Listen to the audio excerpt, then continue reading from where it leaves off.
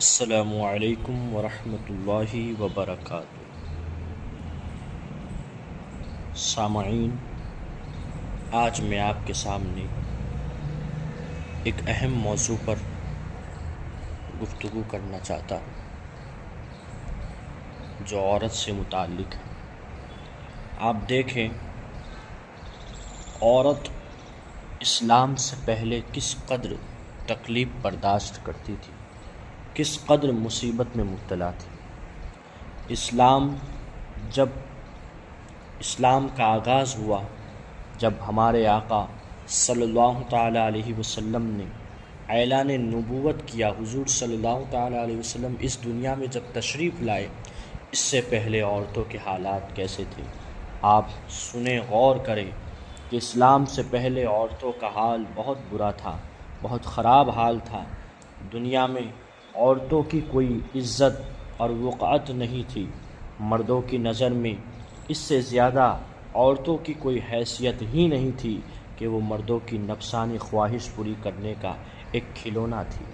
عورتیں دن رات مردوں کی طرح طرح کی خدمت کرتی تھی اور طرح طرح کے کاموں سے، یہاں تک کہ دوسروں کی محنت مزدوری کر کے دوسروں کے یہاں کام کرتی، مزدوری کرتی، اور جو کچھ کماتی تھی وہ بھی مردوں کو دے دیا کرتی تھی۔ مگر ظالم مرد پھر بھی ان عورتوں کی کوئی قدر نہیں کرتے تھے، بلکہ جانوروں کی طرح ان کو مارتے پیٹتے تھے۔ ذرا ذرا سی بات پر عورتوں کے کان، ناک وغیرہ اعضاء کاٹ لیا کرتے تھے اور کبھی قتل بھی کر ڈالتے تھے۔ عرب کے لوگ لڑکیوں کو زندہ دفن کر دیا کرتے تھے، اور باپ کے مرنے کے بعد اس کے لڑکے جس طرح باپ کی جائیداد اور سامان کے مالک ہو جایا کرتے تھے، اسی طرح اپنے باپ کی بیویوں کے مالک بن جایا کرتے تھے، اور ان عورتوں کو زبردستی لونڈیاں بنا کر رکھ لیا کرتے تھے۔ ان کے پاس کام کراتے تھے، ان کے پاس خدمت کراتے تھے۔ عورتوں کو ان کے ماں باپ، بھائی بہن یا شوہر کی میراث میں سے کوئی بھی حصہ نہیں ملتا تھا، نہ عورتیں کسی چیز کی مالک ہوا کرتی تھی۔ عرب کے بعض قبیلوں میں یہ ظالمانہ دستور تھا کہ بیوہ ہو جانے کے بعد عورتوں کو گھر سے باہر نکال کر ایک چھوٹے سے تنگ و تاریک اندھیری جھونپڑی میں 1 سال تک قید میں رکھا جاتا تھا۔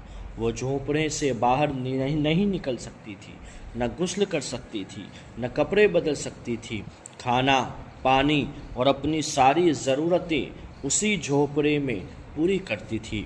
بہت سی عورتیں تو گھونٹ گھونٹ کر مر جایا کرتی تھی، اور جو زندہ بچ جاتی تھی تو 1 سال کے بعد ان کے آنچل میں اونٹ کی مینگنیاں ڈال دی جاتی تھی، اور ان کو مجبور کیا جاتا تھا کہ وہ کسی جانور کے بدن سے اپنے بدن کو رگڑیں، پھر سارے شہر کا اسی گندے لباس میں چکر لگائے اور ادھر ادھر اونٹ کی مینگنیاں پھینکتی ہوئی چلتی رہے۔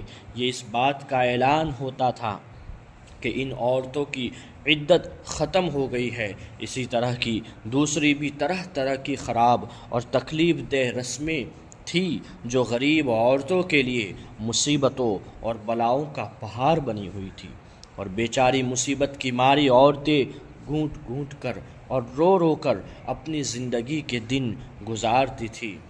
ہندوستان میں تو بیوہ عورتوں کے ساتھ ایسے دردناک ظالمانہ سلوک کیے جاتے تھے کہ جن کو سوچ سوچ کر کلیجہ منہ کے اندر آ جاتا تھا۔ آپ دیکھیں کہ عورت کے لیے فرض تھا کہ وہ زندگی بھر قسم قسم کی طرح طرح کی خدمتیں کر کے پتی کی، شوہر کی عبادت کرتی، پوجا کرتی رہے، اور شوہر کی موت کے بعد اس کی چتا کی آگ کے شعلوں پر اسے زندہ جلایا جاتا تھا، یعنی ستی کر دیا جاتا تھا۔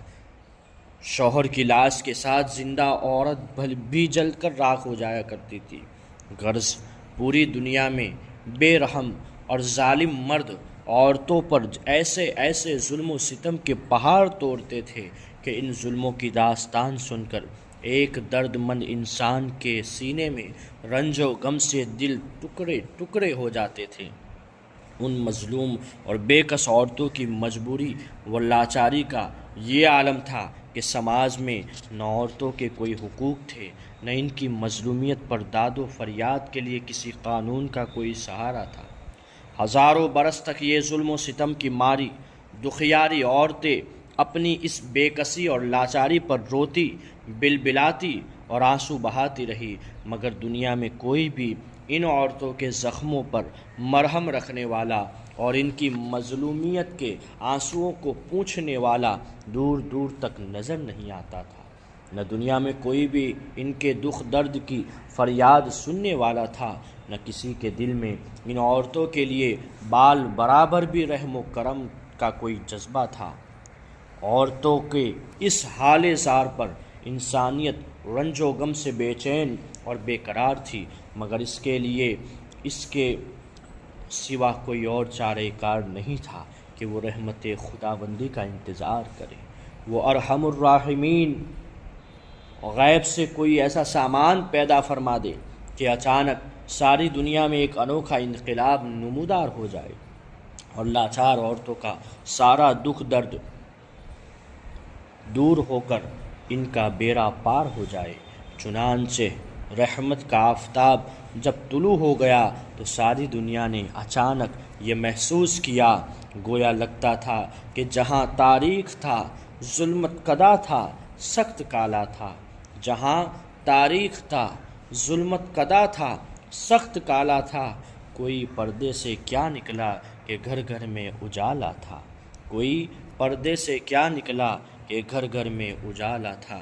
اللہ رب العزت ہم سب کو عورتوں کی قدر و قیمت کی توفیق عطا فرمائے۔ ہمیں اللہ نے عورتوں کے حقوق دیے ہیں، عورتوں کی عزت کا حکم دیا ہے، ہمیں ان کی عزت کرنا چاہیے، ان کی اہمیت کو سمجھنا چاہیے، ان کے حقوق کو ادا کرنا چاہیے۔ اسلام میں عورت کا بہت بڑا مرتبہ ہے۔